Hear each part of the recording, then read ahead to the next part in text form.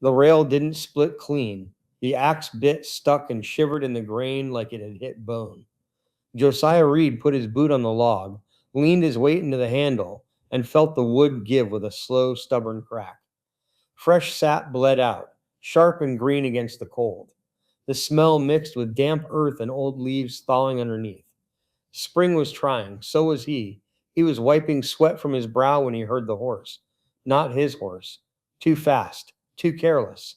Josiah straightened and turned as a rider came down the lane, hard enough to scatter the chickens and send the dog into a useless frenzy. The man swung down before the animal had fully stopped, boots sinking into the mud. From down country, the rider said, breath ragged. Massachusetts. Everything seemed to come from Massachusetts now. It was a place Josiah knew mostly through other men's words. Ports, crowds, arguments that didn't plow fields or mend fences. A place where trouble liked to gather and then wander outward. The rider swallowed. They marched to take our arms. Lexington, Concord. Shots fired. Dead men. Josiah looked down at the axe head buried in the log. He didn't pull it free right away.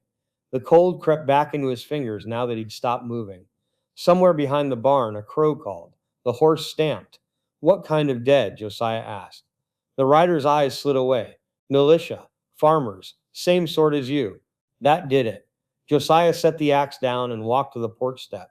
He sat, elbows on his knees, staring across the yard at things he knew better than he knew politics.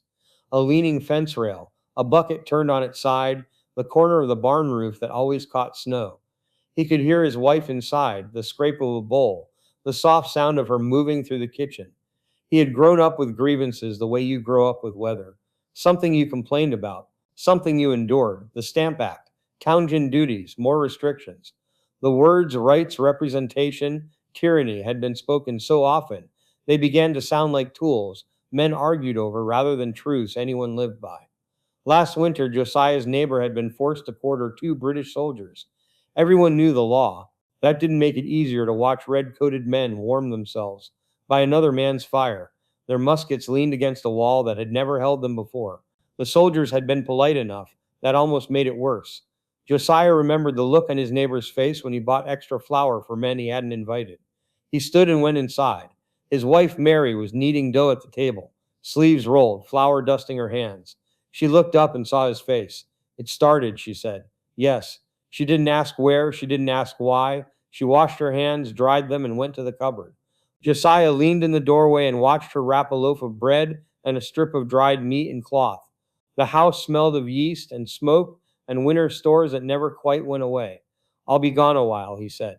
She tied the cloth and pressed it into his hands. North? She asked. Josiah hesitated, then nodded. I'll find Alan. Mary didn't argue. She stepped close and rested her hand against his chest for a moment, as if feeling for his heartbeat. Come back, she said. He wanted to promise. Instead, he kissed her forehead and turned away. By afternoon, Josiah Reed was walking north with his musket on his shoulder. The road was a churn of mud and thawing ruts. Snow clung in shaded places, gray and stubborn. His boots sank and pulled free with wet sounds. He passed other men heading the same way. Some nodded, some didn't. No one needed explanations. At night they slept where they could, barns, taverns, once beneath a lean-to that smelled of old hay and mice. In one tavern, a man passed around a newspaper so worn it nearly tore at the creases. Another had an engraving of the Boston Massacre. The blood looked like spilled ink. Josiah stared at it longer than he meant to.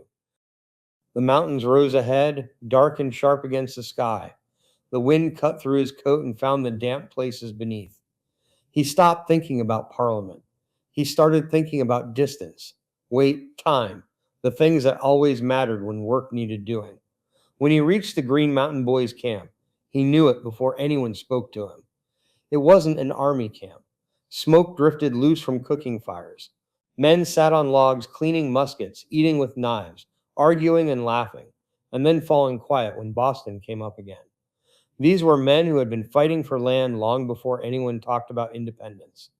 Ethan Allen stood near the center, tall and loud, his voice carrying without effort. Josiah watched him for a long moment before stepping closer. Allen's clothes were stained and worn, but his eyes were alive. A man like that didn't need rank to be recognized. Josiah sat near the fire and ate his bread, Across from him, a man with a scarred hand looked him over. Name, the man asked. Josiah Reed, from Down Valley. The scarred man nodded. Plenty of farmers here, he said. You'll fit. That night, Allen spoke plainly. There was a fort to be taken, Ticonderoga. Inside were cannon the colonies needed. They would move fast. Surprise would matter more than numbers. Josiah listened and felt the truth of it settle. This wasn't about speeches. It was about tools. They moved before dawn. The march tightened everyone. The joking faded. Breath showed in the cold. As they neared the lake, the air changed, damp, heavy, carrying the deep smell of water. They were close to the shore when a rider arrived from the south, bringing another man in trouble with him. Benedict Arnold carried himself like authority. He had papers. He had a commission. He said the fort was his mission. Josiah stood in the ranks and watched pride collide with loyalty. Allen's authority came from the men who had bled with him. Arnold's came from ink and seals. For a moment, it felt like everything might unravel before it began. Compromise came thin and uneasy. Orders would be issued jointly. Josiah didn't like it. He didn't like how fragile it felt, but he stayed. They gathered boats. Not enough. The lake didn't care. Josiah climbed into a bateau with others. The wood was wet and cold beneath his hands. The mist hung low. Oars dipped quietly. The scrape of gravel sounded too loud when they landed. They formed up in silence. Dawn thinned the dark. Josiah could see Allen and Arnold moving among the men, whispering. They found a gate left unsecured. Then everything broke loose. Allen's voice thundered. Men shouted. Boots clattered on stone. Doors flew open. British soldiers stumbled out, half-dressed, faces blank with surprise. One musket flashed. The smell of powder stung Josiah's nose. A half-dressed British soldier carried that look. The one that said he was about to do something stupid. He reached for a knife. Josiah broke his nose with the butt of his musket. Blood splattered across three men. The fort folded. Josiah watched the British officer surrender, trousers half pulled on, authority draining from his posture. He watched the flag come down, heavy with damp. Inside the fort, cannon lined the walls like sleeping beasts. Josiah ran his hand along one iron barrel and felt its cold weight. Talk turned to Boston, to hauling guns over mountains, to work that sounded impossible until you looked closely at the men saying it. When Josiah left Ticonderoga, he did so quietly. The road home felt longer. When he reached his yard, the axe was still buried in the rail. He pulled it free and finished the split. Mary met him at the porch. She touched his arm. You're back, she said. For now. That night, by the fire, Josiah told her pieces of it. The lake, the mist, the gate, the cannon. What happens now, she asked. Josiah stared into the embers. Now, he said, men start hauling iron. The next morning, he rose before dawn and stepped outside. The air was cold. The world was quiet. Josiah Reed picked up his axe and swung. The sound was clean, not glory. Commitment. Real quick, if you like what we're doing here, please hit like and subscribe. Drop a comment, and let me know what you want to see in upcoming Revolutionary War battles.